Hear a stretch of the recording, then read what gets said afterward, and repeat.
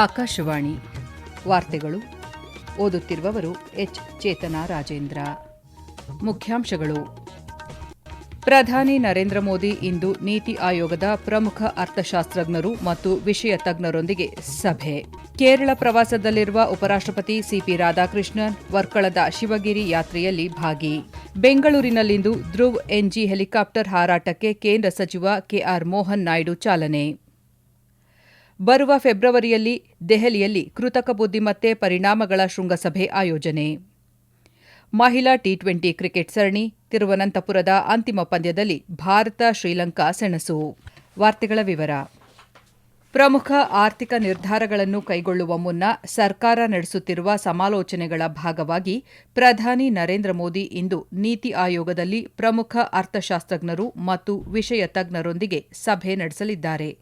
ಹಣಕಾಸು ಸಚಿವೆ ನಿರ್ಮಲಾ ಸೀತಾರಾಮನ್ ಈ ಸಂವಾದದಲ್ಲಿ ಭಾಗವಹಿಸುವರು. ಈ ಚರ್ಚೆಯಲ್ಲಿ ಪ್ರಮುಖ ಆರ್ಥಿಕ ವಿಷಯಗಳ ಮೇಲೆ ಹೆಚ್ಚಿನ ಗಮನ ಕೇಂದ್ರೀಕರಿಸುವ ನಿರೀಕ್ಷೆಯಿದೆ. ದೇಶದ ಸದ್ಯದ ಆರ್ಥಿಕ ಪರಿಸ್ಥಿತಿ ಮತ್ತು ಭವಿಷ್ಯದ ಆದ್ಯತೆಗಳ ಕುರಿತು ತಜ್ಞರು ತಮ್ಮ ಅಭಿಪ್ರಾಯ ಹಂಚಿಕೊಳ್ಳಲು ಈ ಸಭೆಯು ವೇದಿಕೆಯಾಗಲಿದೆ. ಮುಂಬರುವ ಕೇಂದ್ರ ಬಜೆಟ್ ಕುರಿತು ಅರ್ಥಶಾಸ್ತ್ರಜ್ಞರಿಂದ ಸಲಹೆಗಳು ಮತ್ತು ದೂರದೃಷ್ಟಿಗಳನ್ನು ಪ್ರಧಾನಿ ಅವರು ಆಲಿಸುವ ನಿರೀಕ್ಷೆಯಿದೆ. ದೇಶೀಯ ಮತ್ತು ಜಾಗತಿಕ ಎರಡೂ ಆರ್ಥಿಕ ದೂರದೃಷ್ಟಿಗಳು ಸಹ ಸಂವಾದದ ಪ್ರಮುಖವಾಗಿ ಚರ್ಚೆಗೊಳಪಡುವ ನಿರೀಕ್ಷೆಯಿದೆ. ಬೆಳವಣಿಗೆಯ ನಿರೀಕ್ಷೆಗಳು, ಹಣಕಾಸು ನಿರ್ವಹಣೆ ಮತ್ತು ದೀರ್ಘಾವಧಿಯ ಅಭಿವೃದ್ಧಿಯನ್ನು ಉಳಿಸಿಕೊಳ್ಳಲು ಅಗತ್ಯವಿರುವ ರಚನಾತ್ಮಕ ಕ್ರಮಗಳ ಕುರಿತು ತಜ್ಞರು ತಮ್ಮ ಅಭಿಪ್ರಾಯಗಳನ್ನು ಮಂಡಿಸುವ ಸಾಧ್ಯತೆಯಿದೆ. ಸರ್ಕಾರ ಮುಂದಿನ ಹಂತದ ಆರ್ಥಿಕ ಯೋಜನೆಗೆ ಸಿದ್ದತೆ ನಡೆಸುತ್ತಿರುವಾಗ ನೀತಿ ಆಯೋಗದಲ್ಲಿನ ಸಂವಾದವು ಅತ್ಯಮೂಲ್ಯವಾದ ಒಳನೋಟವನ್ನು ಒದಗಿಸುವ ನಿರೀಕ್ಷೆಯಿದೆ. ಕೇರಳ ಪ್ರವಾಸದಲ್ಲಿರುವ ಉಪರಾಷ್ಟಪತಿ ಸಿಪಿ ರಾಧಾಕೃಷ್ಣನ್ ಅವರು ಇಂದು ವರ್ಕಳದಲ್ಲಿ 93ನೇ ಶಿವಗಿರಿ ತೀರ್ಥಯಾತ್ರೆಯಲ್ಲಿ ಭಾಗವಹಿಸಲಿದ್ದಾರೆ.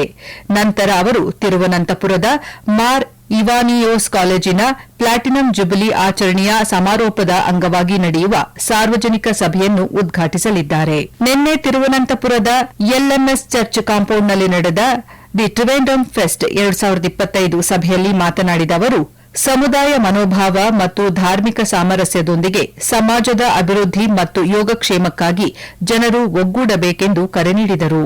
ಜನರು ಒಟ್ಟಾಗಿ ಧಾರ್ಮಿಕ ಹಬ್ಬಗಳನ್ನು ಆಚರಿಸಿದಾಗ ಪ್ರಜಾಪ್ರಭುತ್ವ, ಕೋಮು ಸಾಮರಸ್ಯ ಮತ್ತು ಅಭಿವೃದ್ಧಿಯ ನಿಜವಾದ ಚೈತನ್ಯವನ್ನು ಕಾಣಬಹುದು ಎಂದು ರಾಧಾಕೃಷ್ಣನ್ ಹೇಳಿದರು. ಕೇಂದ್ರ ನಾಗರಿಕ ವಿಮಾನಯಾನ ಸಚಿವ ಕೆಆರ್ ಮೋಹನ್ ನಾಯ್ಡು ಅವರು ಬೆಂಗಳೂರಿನಲ್ಲಿಂದು ಧ್ರುವ್ ಎನ್ಜಿ ಹೆಲಿಕಾಪ್ಟರ್ ಹಾರಾಟಕ್ಕೆ ಚಾಲನೆ ನೀಡಲಿದ್ದಾರೆ. ಮುಂದಿನ ಪೀಳಿಗೆಯ ಈ ಅತ್ಯಾಧುನಿಕ ಲಘು ಹೆಲಿಕಾಪ್ಟರ್ ಅನ್ನು ಎಚ್ಎಎಲ್ ಸಂಸ್ಥೆ ಅಭಿವೃದ್ಧಿಪಡಿಸಿದ್ದು, ಅದನ್ನು ಈ ವರ್ಷದ ಆರಂಭದಲ್ಲಿ ನಡೆದ ಏರ್ ಶೋ 2025ರಲ್ಲಿ ಪ್ರದರ್ಶಿಸಲಾಗಿತ್ತು. 6 ರಿಂದ 14 ಪ್ರಯಾಣಿಕರ ಸಾಮರ್ಥ್ಯದ ಈ ಹೆಲಿಕಾಪ್ಟರ್ ಅನ್ನು ಪ್ರವಾಸೋದ್ಯಮ, ಗಣ್ಯರ ಪ್ರವಾಸ, ವಿಪತ್ತು ಮತ್ತು ಪ್ರವಾಹ ನಿರ್ವಹಣೆ ಮತ್ತಿತರ ಕಾರ್ಯಗಳಿಗೆ ಬಳಸಬಹುದಾಗಿದೆ. ಈ ಹೆಲಿಕಾಪ್ಟರ್ ಸ್ವದೇಶಿ ಶಕ್ತಿ ಇಂಜಿನ್ ಹೊಂದಿದೆ.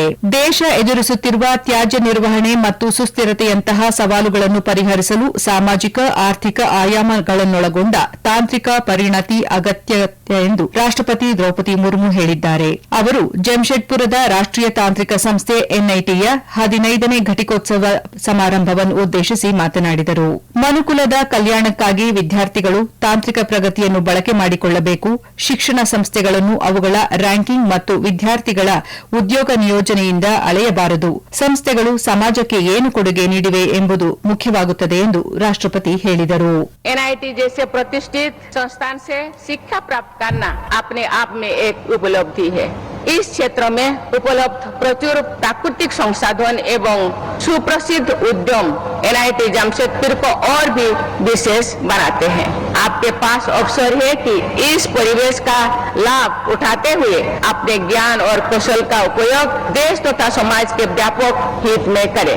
ಕೇಂದ್ರ ಗೃಹ ಸಚಿವ ಮತ್ತು ಹಿರಿಯ ಬಿಜೆಪಿ ನಾಯಕ ಅಮಿತ್ ಶಾ ಅವರು ನಿನ್ನೆ ಸಂಜೆ ಪಶ್ಚಿಮ ಬಂಗಾಳಕ್ಕೆ ಆಗಮಿಸಿದ್ದು, ಇಂದು ಅವರು ಪಕ್ಷದ ಹಲವು ಸಂಘಟನಾ ಸಭೆಗಳು ಮತ್ತು ಕಾರ್ಯಕ್ರಮಗಳಲ್ಲಿ ಭಾಗವಹಿಸಲಿದ್ದಾರೆ. ಅವರನ್ನು ವಿಮಾನ ನಿಲ್ದಾಣದಲ್ಲಿ ಬಿಜೆಪಿ ರಾಜ್ಯಾಧ್ಯಕ್ಷ ಸಮೀಕ್ ಭಟ್ಟಾಚಾರ್ಯ ಮತ್ತು ವಿರೋಧ ಪಕ್ಷದ ನಾಯಕ ಸುವೇಂದು ಅಧಿಕಾರಿ ಸ್ವಾಗತಿಸಿದರು. ಗೃಹ ಸಚಿವರು ಮುಂಬರುವ ವಿಧಾನಸಭಾ ಚುನಾವಣೆಗೆ ಚುನಾವಣಾ ತಂತ್ರಗಳನ್ನು ರೂಪಿಸುವ ಸಂಬಂಧ ಇಂದು ಮತ್ತು ನಾಳೆ ರಾಜ್ಯ ಪಕ್ಷದ ಪದಾಧಿಕಾರಿಗಳೊಂದಿಗೆ ಹಲವಾರು ಉನ್ನತ ಮಟ್ಟದ ಸಭೆಗಳನ್ನು ನಡೆಸಲಿದ್ದಾರೆ. ಅವರ ಮೊದಲ ಪ್ರಮುಖ ಸಂಘಟನಾ ಸಭೆ ಇಂದು ಬಿದಾನ್ ನಗರದಲ್ಲಿ ನಡೆಯಲಿದೆ. ಈ ವಾರ್ತೆಗಳನ್ನು ಆಕಾಶವಾಣಿಯಿಂದ ಕೇಳುತ್ತಿದ್ದೀರಿ.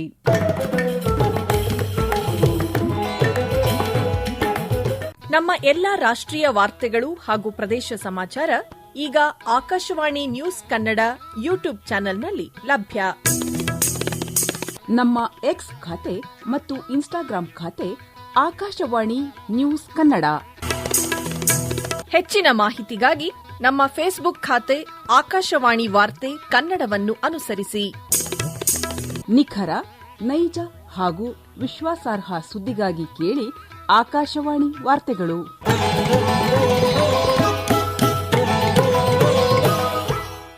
ಬರುವ ಫೆಬ್ರವರಿಯಲ್ಲಿ ನವದೆಹಲಿಯಲ್ಲಿ ಕೃತಕ ಬುದ್ದಿಮತ್ತೆ ಎಐ ಪರಿಣಾಮಗಳ ಶೃಂಗಸಭೆಯನ್ನು ಆಯೋಜಿಸಲಾಗುವುದು ಎಂದು ಕೇಂದ್ರ ವಿದ್ಯುನ್ಮಾನ ಮತ್ತು ಮಾಹಿತಿ ತಂತ್ರಜ್ಞಾನದ ಸಚಿವಾಲಯದ ಕಾರ್ಯದರ್ಶಿ ಎಸ್ ಕೃಷ್ಣನ್ ಹೇಳಿದ್ದಾರೆ. ದೆಹಲಿಯಲ್ಲಿ ಸುದ್ದಿಗೋಷ್ಠಿಯಲ್ಲಿ ಮಾತನಾಡಿದ ಅವರು, ಫೆಬ್ರವರಿ 15ರಿಂದ ಆರಂಭವಾಗುವ ಶೃಂಗಸಭೆ 20ಕ್ಕೆ ಸಮಾಪನಗೊಳ್ಳಲಿದೆ. ಇದು ಎಐನ ಸಮಗ್ರ ಭವಿಷ್ಯ, ಜವಾಬ್ದಾರಿಯುತ ಬಳಕೆ ಮತ್ತು ಸ್ಥಿತಿಸ್ಥಾಪಕತ್ವವನ್ನು ರೂಪಿಸಲಿದೆ ಎಂದು ತಿಳಿಸಿದರು. ಕೃತಕ ಬುದ್ದಿಮತ್ತೆ ಮತ್ತು ತಂತ್ರಜ್ಞಾನ ಬಳಕೆಯಲ್ಲಿನ ಕೊರತೆಗಳನ್ನು ನೀಗಿಸಲು ಈ ಶೃಂಗಸಭೆ ಒಂದು ವೇದಿಕೆಯಾಗಲಿದೆ ಎಂದ ಅವರು, 140ಕ್ಕೂ ಅಧಿಕ ರಾಷ್ಟ್ರಗಳ ಕೃತಕ ಬುದ್ದಿಮತ್ತೆ ನಾಯಕರು, ಚಿಂತಕರು ಹಾಗೂ ಅಭಿವೃದ್ಧಿಕಾರರು ಶೃಂಗಸಭೆಯಲ್ಲಿ ಭಾಗವಹಿಸಲಿದ್ದಾರೆ.